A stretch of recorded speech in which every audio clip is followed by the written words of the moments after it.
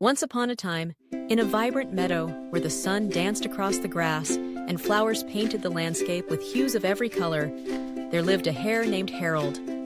Now, Harold was not just any hare. He was the fastest, the sleekest, the most boastful creature you could ever imagine. He would race through the fields, his long ears flopping in the wind, and he would brag to anyone who would listen. "I'm the fastest in the whole meadow. No one can catch me." "Aye," he would declare, puffing out his chest like a balloon filled with too much air. One sunny afternoon, as Harold lounged beneath a shady tree, he spotted a group of snails slowly making their way across the ground. Their shells shimmered in the sunlight, but their pace was, well, snail-like. Harold chuckled to himself, a mischievous grin spreading across his face. "Oh, look at those slowpokes. I bet I could outrun them even if I took a nap halfway through." With a spring in his step, Harold hopped over to the snails, who were busy inching along, completely focused on their little journey. "Hey, you slimy slugs," he shouted, startling them. "I challenge you to a race. You think you can beat me? You'd need a miracle for that to happen." The snails, surprised but not intimidated, looked at each other. "Why not?" said Sally, the bravest of the bunch. "We accept your challenge, Harold, but let's make it interesting. We'll work together as a team." Harold laughed, a loud, boisterous sound that echoed through the meadow. "Teamwork? With snails? This ought to be good. You're all going to lose, and I'm going to enjoy every second of it."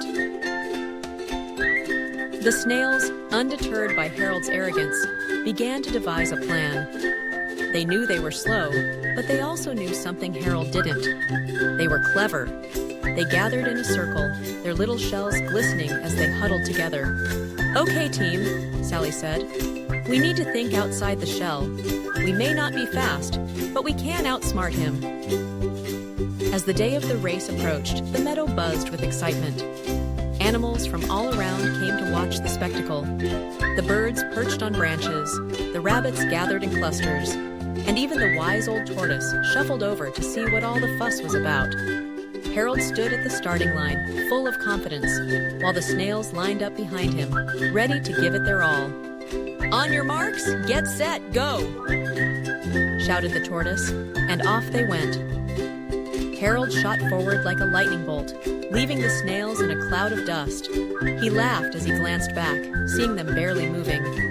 "This is too easy," he thought, his ego swelling even more.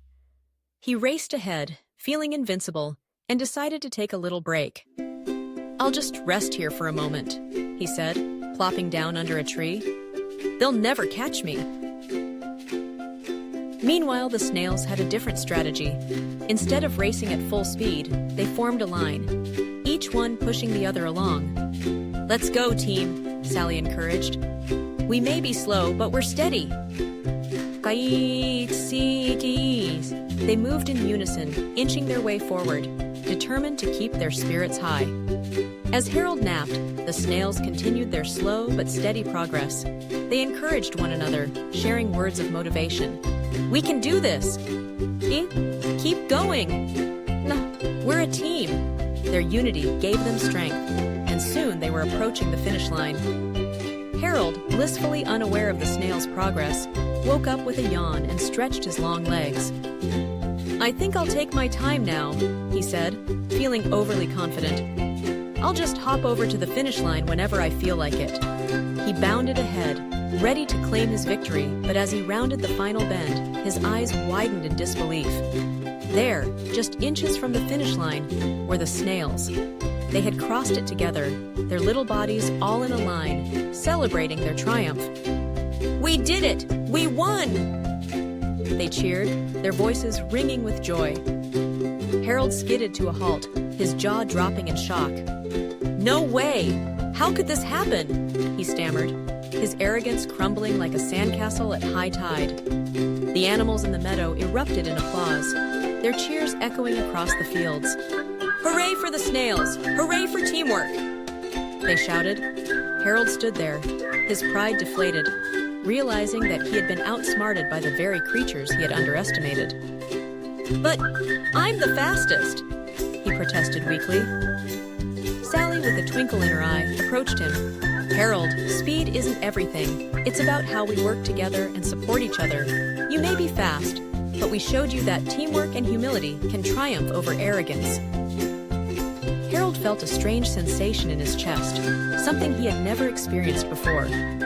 It was a mix of embarrassment and respect. I guess I learned my lesson, he admitted, his voice softer. Maybe I need to be a little less boastful and a lot more humble. From that day on, Harold changed his ways. He still loved to race, but he learned to appreciate the strengths of others, especially his slow but clever friends. The snails became his allies, and together they enjoyed the beauty of the meadow, reminding everyone that sometimes it's not about how fast you go, but how well you work together. And so, the story of Harold and the snails became a legend in the meadow, teaching all who heard it that arrogance can lead to downfall, but teamwork and humility can lead to victory. So the next time you think you're the fastest or the best, remember the snails and their cleverness. They may be slow, but together they can achieve anything.